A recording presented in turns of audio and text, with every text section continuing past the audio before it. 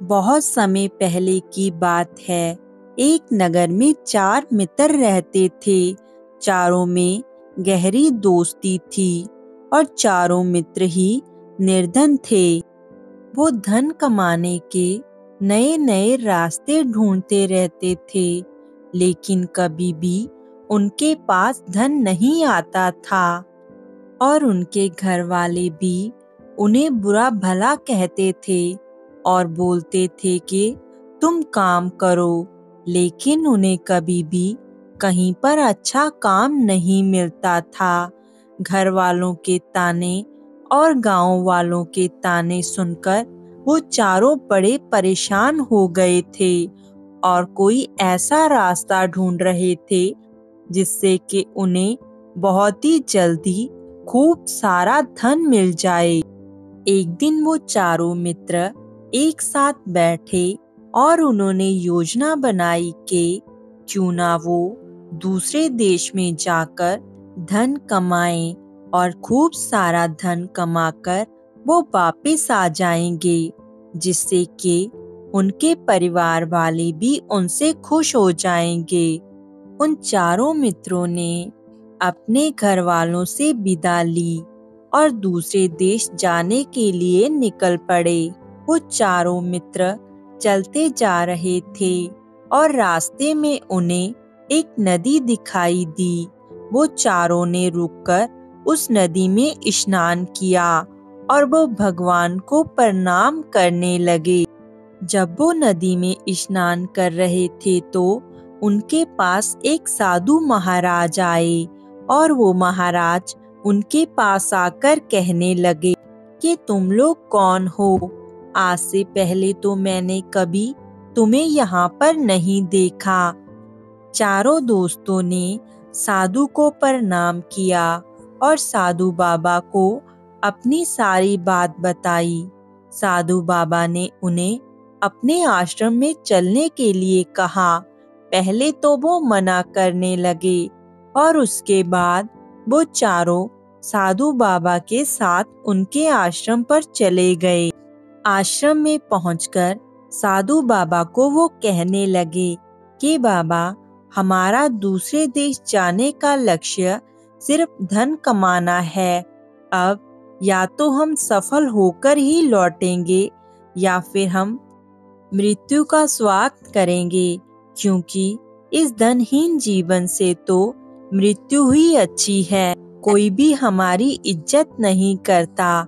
पूरे गांव वाले और हमारे घर वाले हमें आवारा समझते हैं, इसलिए हम धन कमाने के लिए दूसरे देश में जा रहे थे।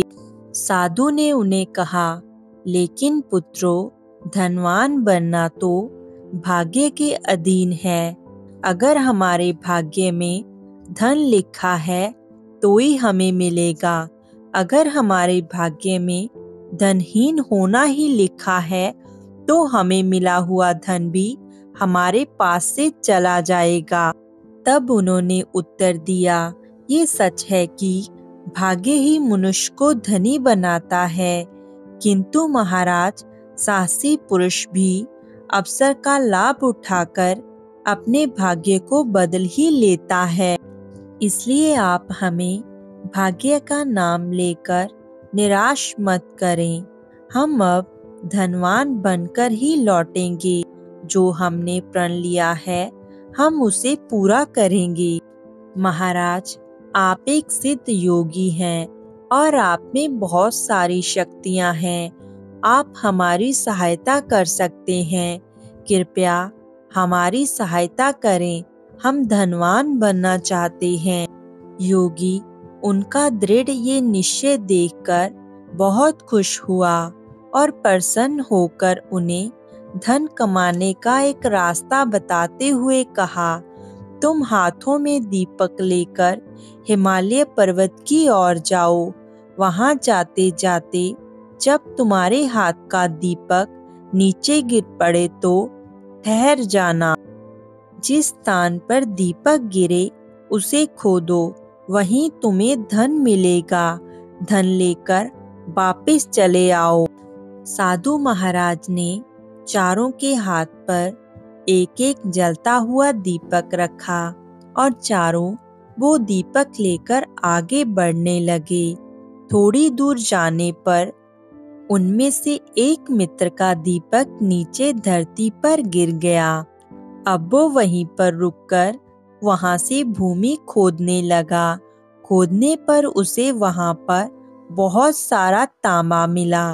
वो एक तांबे की खान थी और वो अपने मित्रों को कहने लगा, मित्रों, देखो, तुम चाहो यहाँ से जितना मर्जी तांबा ले लो।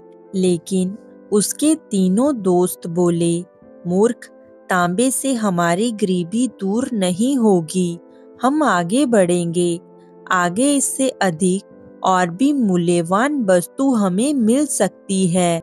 उसने कहा, तुम आगे जाओ, मैं तो यहीं रहूंगा। और ये कहकर उसने वहां से बहुत सारा तांबा उठाया और अपने घर को लौट गया। तीनों मित्र आगे बढ़ने लगे।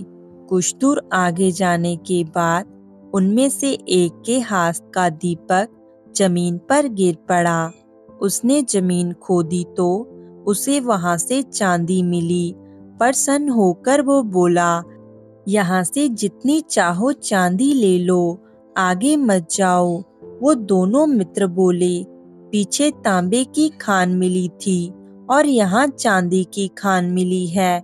निश्चय ही आगे सोने की खान मिलेगी, इसलिए हम तो आगे ही बढ़ेंगे। ये कहकर वो दोनों मित्र आगे बढ़ने लगे। उन दोनों मित्रों में से एक के हाथ से फिर से दीपक गिर गया।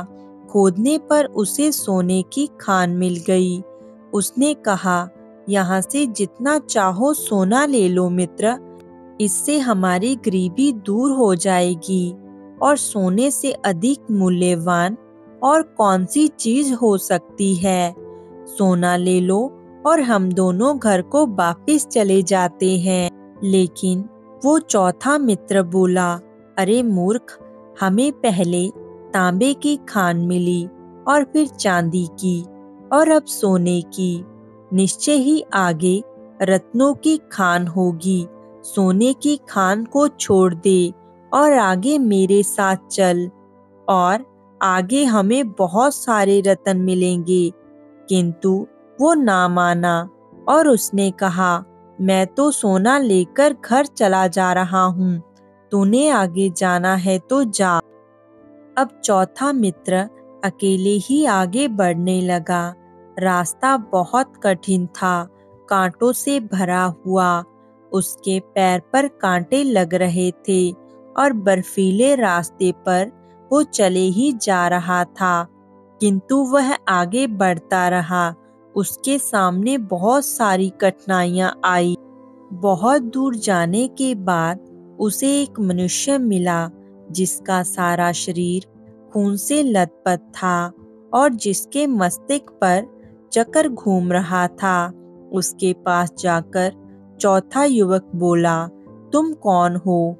तुम्हारे मस्तिष्क पर चक्कर क्यों घूम रहा है? यहाँ कहीं जलशाय है तो मुझे बताओ, मुझे बहुत प्यास लगी है। ये कहते ही उसके मस्तिष्क का चक्कर उतरकर चौथे युवक के मस्तिष्क पर लग गया। युवक के आश्चर्य की सीमा ना रही। उसने कष्ट से कराहते हुए पूछा, ये क्या हुआ? ये चक्कर तुम्हारे मस्तिष्क से छूटकर मेरे मस्तिष्क पर क्यों लग गया? अजनबी मनुष्य ने उत्तर दिया, मेरे मस्तिष्क पर भी यही चक्कर इसी तरह अचानक से लग गया था। अब ये चक्कर तुम्हारे मस्तिष्क से तभी उतरेगा जब कोई व्यक्ति धन के लोभ में घूमता हुआ यहाँ तक पहुँचेगा और तुमसे आकर बात करेगा। युवक ने पूछा, ये कब होगा? अजनबी व्यक्ति पूछता है, अब कौन सा राजा राज कर रहा है? युवक बोलता है, राजा कृष्णदत्त। अजनबी, मुझे काल का ज्ञान नहीं है। मैं राजा राम के राज्य में दरिद्र हुआ था और सिद्धि का दीपक लेकर यहाँ तक पहुँचा था। मैंने भी किसी अजनबी व्यक्ति से यही प्रश्न किया था और उसके बाद उसके मस्तिष्क से उतरकर ये चक्र मेरे मस्तिष्क पर लग गया था। ना जाने कितने वर्षों के बाद यहाँ पर कोई और लोभी व्यक्ति आएगा और उसके बाद ये चक्र से तुम मुक्ति पाओगे। अब वो चौथा मनुष्य बहुत रोने लगा और रोते हुए अपने भाग्य को कोसने लगा और कहने लगा कि काश मैं लालच ना करता और अपने तीनों मित्रों के साथ घर वापस लौट जाता तो आज मेरे साथ ऐसा नहीं होता। उसको उसके हाल पर छोड़कर वो अजनबी व्यक्ति अपने घर को वापस लौट जाता है।